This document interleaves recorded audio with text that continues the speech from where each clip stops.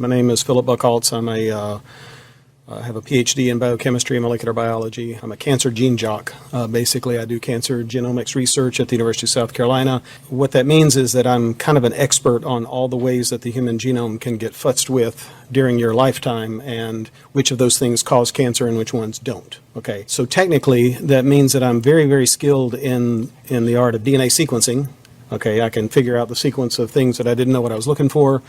And I'm also pretty good, when I say I mean the people in my laboratory. You're not going to hear their names, but there's a group of people that do this excellent work. We're really good at detecting foreign pieces of DNA in places where they're not supposed to be, even if they're real low levels. And we used those skills during the pandemic. We invented the COVID test that many of you did a spit test. Okay, that came out of my lab because we were really good at that kind of stuff. The Pfizer vaccine is contaminated with plasmid DNA. It's not just mRNA. It's got bits of DNA in it. This DNA is the DNA vector that was used as the template for the in vitro transcription reaction when they made the mRNA. I know this is true because I sequenced it in my own lab. The vials of Pfizer vaccine that were given out here in Columbia, one of my colleagues was in charge of that vaccination program in the College of Pharmacy, and for reasons that I still don't understand, he kept every single vial. So he had a whole freezer full of the empty vials. Well, the empty vials have a little tiny bit in the bottom of them. He gave them all to me, and I looked at them.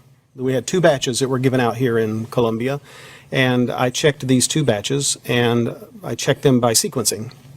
And I sequenced all the DNA that was in the vaccine, and I can see what's in there. And it's surprising that there's any DNA in there, and you can kind of work out what it is and how it got there, and I'm kind of alarmed about the possible consequences of this, both in terms of human health and biology, but you should be alarmed about the regulatory process that allowed it to get there.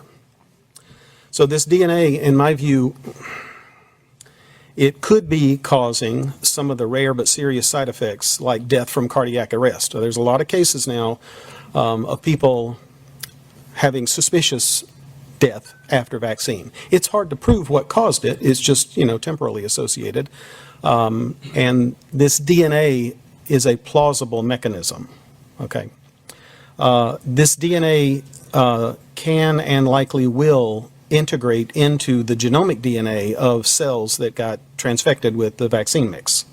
This is just the way it works. We do this in the lab all the time. We take pieces of DNA, we mix them up with a lipid complex like the Pfizer vaccine is in. We pour it onto cells, and a lot of it gets into the cells, and a lot of it gets into the DNA of those cells, and it becomes a permanent fixture of the cell. It's not just a temporary thing. It is in that cell and all of its progeny from now on forevermore. Amen. So that's why I'm kind of alarmed about this DNA being in the vaccine. It's different from RNA because it can be permanent. This is a real hazard for genome modification of long-lived somatic cells like stem cells, and it could cause, theoretically, this is all a theoretical concern, but it's pretty reasonable based on solid molecular biology, that it could cause a sustained autoimmune attack toward that tissue. It's also a very real theoretical risk of future cancer. The autoimmunity thing is not my wheelhouse. I'm not an immunologist, but the cancer risk is. That's my bag. I know that.